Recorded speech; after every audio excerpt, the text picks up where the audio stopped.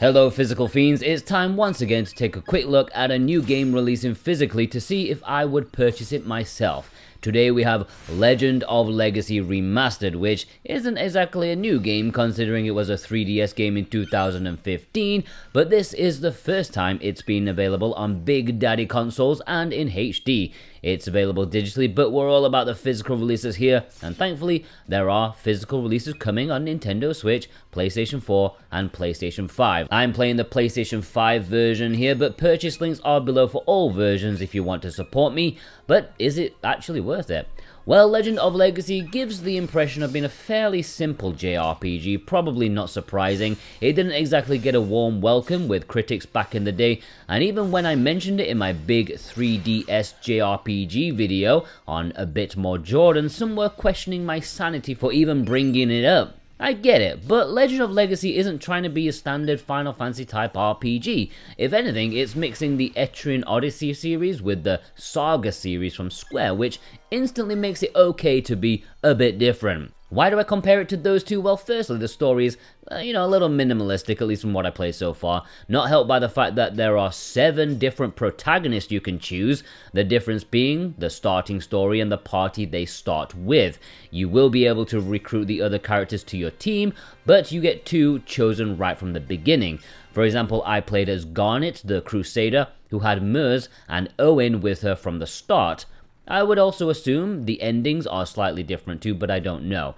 Either way, there's not much going on in the middle either, just enough to push the gameplay forward. So you won't find a sweeping grand narrative here, which is always a shame for me because that's the reason why I play JRPGs. I want to feel something for the characters and their adventure. The gameplay should be described more like, a dungeon crawler because you're running around these dungeons and mapping the place. Unlike Etrian Odyssey, it's done automatically, and there are less things to note. There are a few places of interest which may nab you a bit of treasure, but it's all about the battles, fighting, and more fighting. And I do like the battle system so far. It's simple, but quite tactical even from the beginning, because you have to be quite defensive with at least one character, otherwise you'll be taking way too much damage in battle. But of course, you may want to switch things up from time to time if you want to take out the monster quickly before they can get their attacks in. I wouldn't say it's flashy, but I do like that I can plan my moves. What I didn't particularly enjoy though is the character just ignoring my instruction when they learn a new attack. Since instead of doing the attack you just told them to do, they'll do the one they've just suddenly unlocked, which would be fine if it wasn't weaker and didn't finish off the monster like it was supposed to. Minor gripe for what is, otherwise, I would say a fairly interesting time. I actually like the combat, which is good because there's a lot of it, and you'll be taking a lot of hits as well. But one thing I do appreciate about this is the auto recovery after battle. I know some people like this, some people think it takes away from the tension, and I agree with that for the most part, but as I said, this is kind of a defensive game where you'll be taking plenty of hits, so this offsets the hassle of constantly having to heal your team, which would get tedious. So as you can see, this is a pretty gorgeous looking game, at least on PS5. The colors and models really pop with the faux watercolor backgrounds and environments. Speaking of pop, that's one of the visual gimmicks of the game. As you walk around, the environments literally pop up around you into existence, which I think is pretty cool.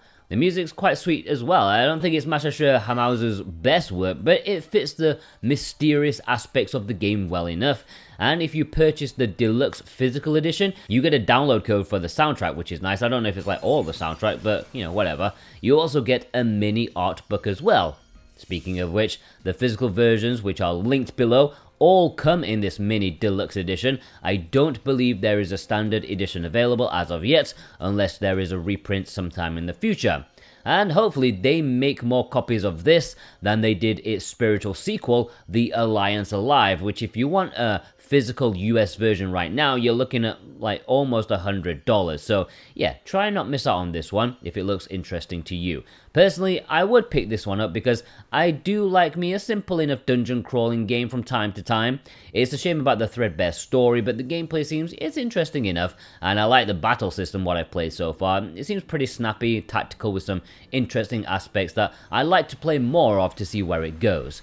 And the dungeons too, I want to see what's coming next, even if I know at the end of the day it's going to be like a JRPG light. It doesn't feel like a full-fat JRPG. What do you think? If you want to pick it up, please consider using the links below in the pinned comment and description, and I thank you kindly for your support.